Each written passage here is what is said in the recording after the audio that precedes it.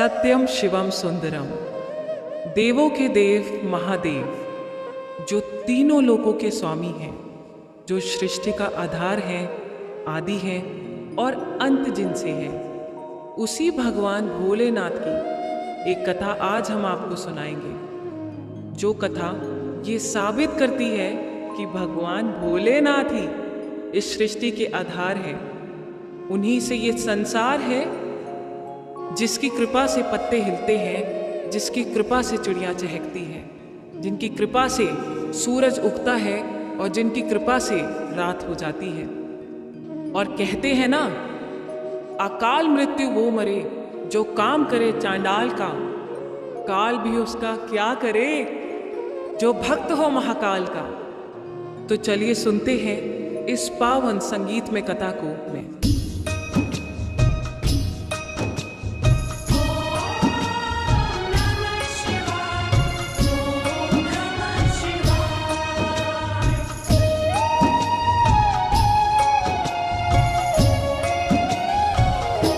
शिव जी हैं सृष्टि के आधार, शिव जी हैं सृष्टि के आधार, शिव जी हैं सृष्टि के आधार, शिव जी हैं सृष्टि के आधार। सत्य ही शिव है, शिव ही सुंदर, सत्य ही शिव है, शिव ही सुंदर, शिव से ही संसार। शिव जी हैं सृष्टि के आधार, शिव जी हैं सृष्टि के आधार। शिव जी हैं सृष्टि के आधार, शिव जी हैं सृष्टि के आधार।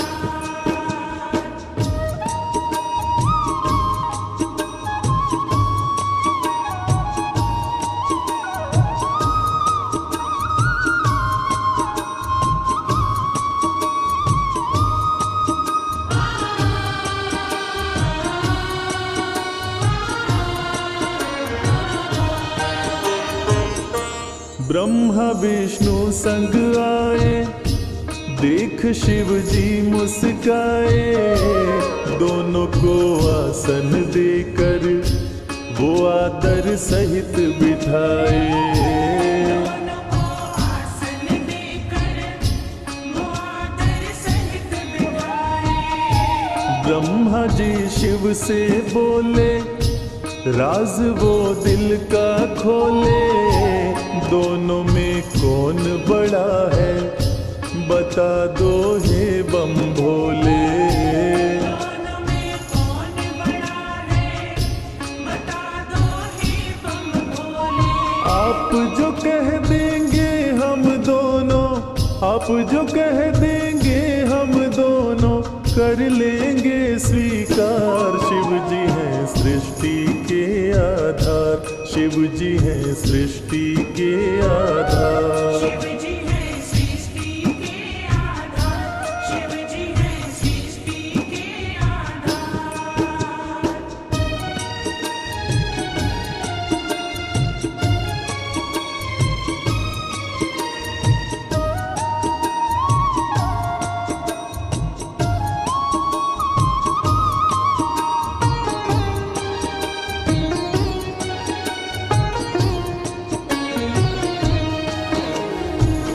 एक वक्त की बात है जब ब्रह्मा जी को ये अहंकार हो गया था कि मैं बड़ा हूँ। ब्रह्मा देव ने कहा कि इस सृष्टि को रचने वाला मैं हूँ, इसलिए मैं बड़ा हूँ। विष्णु जी ने कहा इस सृष्टि का पालनहार मैं हूँ, इसलिए मैं बड़ा हूँ। दोनों में से कौन बड़ा है, इस विवाद को सुलझाने के लिए दोनों शिव जी के पास पहुंचे। तो भोलेनाथ ने इस विवाद को सुलझाने के लिए एक स्तंभलिंग स्थापित किया और ये शर्त रखी कि जो इसके आदि और अंत का पता लगा लेगा, मैं उसी को सर्वश्रेष्ठ मानूंगा।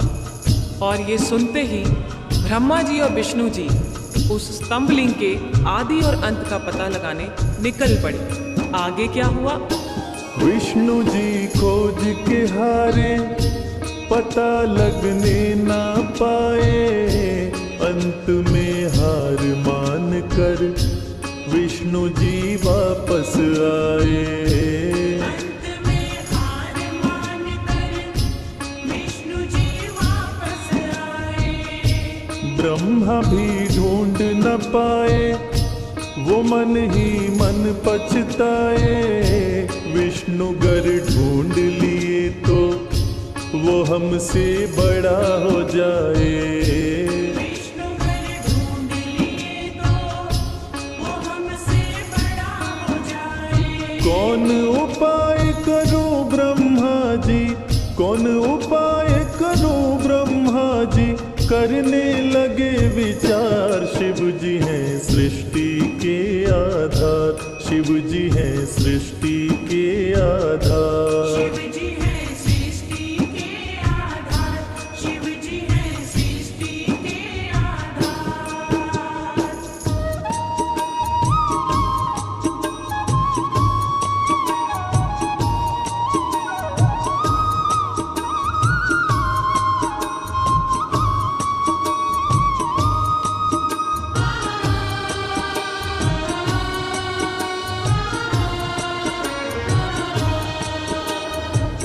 भगवान विष्णु ने पाताल लोक जाकर स्तंभलिंग के आदि और अंत को खोजने का बहुत प्रयत्न किया, लेकिन असफल रहे।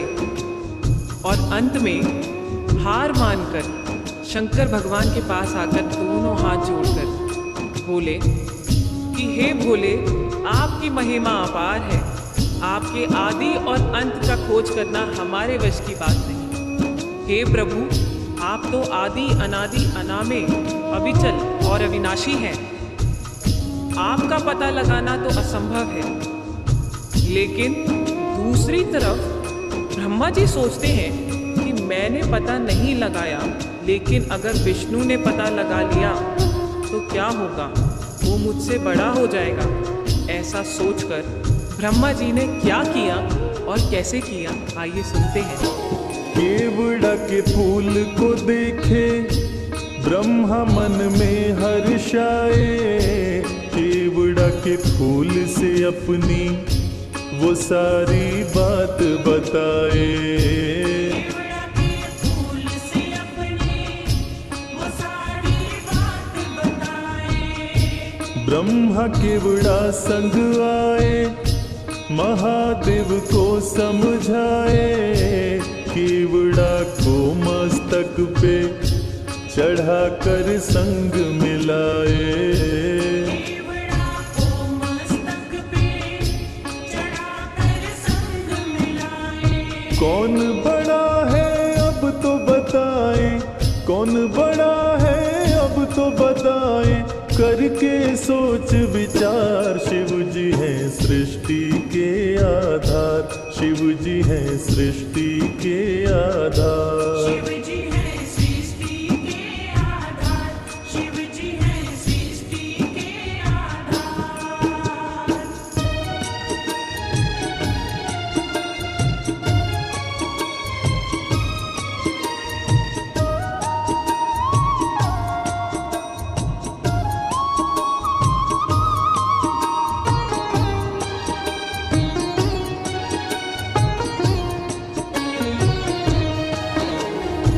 ब्रह्मा जी तो पता लगा नहीं पाए, लेकिन झूठ बोलकर और झूठ को सत्य साबित करने के लिए केवड़ा के फूल को गवाह बनाकर प्रस्तुत किए। और ब्रह्मा जी के साथ साथ केवड़ा के फूल ने भी झूठ बोल दिया कि ब्रह्मदेव ने स्तंभलिंग के आदि का पता लगा लिया और मुझे वहां चढ़ाकर अपने साथ लेकर आ रहे हैं। और इस झूठ को सुनकर देवों के देव महादेव भगवान शंकर क्रोधित हो गए। और झूठ तो झूठ था, भगवान से इस सृष्टि में भला कोई झूठ छुपा है। इस झूठ को सुन के भगवान शंकर क्रोधित हो गए और इस झूठ को पकड़ के उन्होंने सत्य की रक्षा के लिए अब क्या कदम उठाया, आइए सुनते हैं। हुए क्रोधित त्रिपुरारी, गर्जना हुई है भारी। टूटा स्तंभ लिंग तो प्रकट भैरव अवतारी। टूटा स्तंभ लिंग तो प्रकट भैरव अवतारी।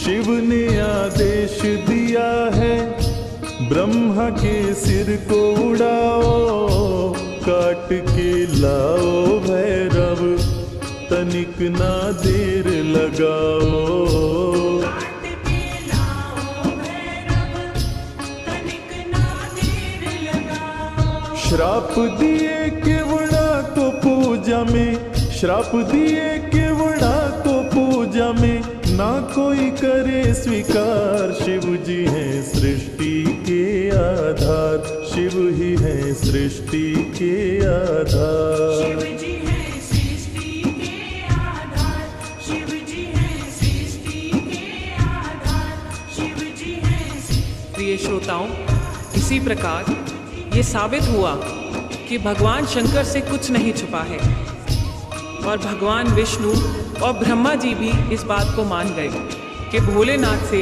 इस सृष्टि में कुछ नहीं छुपा। इस कथा से ये साबित होता है कि भोलेनाथ इस सृष्टि का हर रूप जानते हैं, हर रंग जानते हैं। इस सृष्टि में उनसे कुछ नहीं छुपा और वो सत्य पे चलने की राह दिखाते हैं। जय भोलेनाथ।